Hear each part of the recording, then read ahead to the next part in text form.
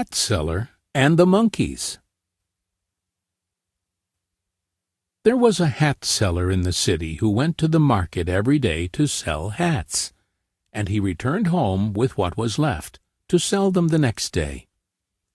One day after he sold some hats, he passed by a forest on his way home.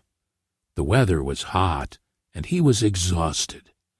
He decided to sit under a big tree to rest in the shade for a while, and quickly fell asleep. There were a lot of monkeys on the top of the big tree. They saw the hat seller sleeping under the tree and wearing a hat. They took the opportunity and came down and took the hats from his bag and put them on, then climbed the tree again. The hat seller woke up to the sounds of the monkeys around him. He was shocked when he saw his bag was empty. He looked for his hats and saw some of the monkeys wearing them. The hat seller tried to think of a way to get his hats back. He sat in place, thinking, and banged his own forehead, waiting for an idea to show up in his head. Meanwhile, he noticed the monkeys were imitating all his moves.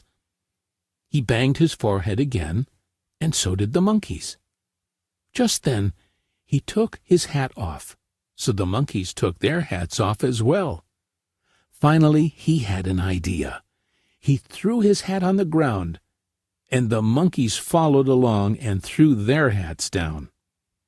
The hat seller gathered all the hats and returned them to his bag. Then he happily returned home.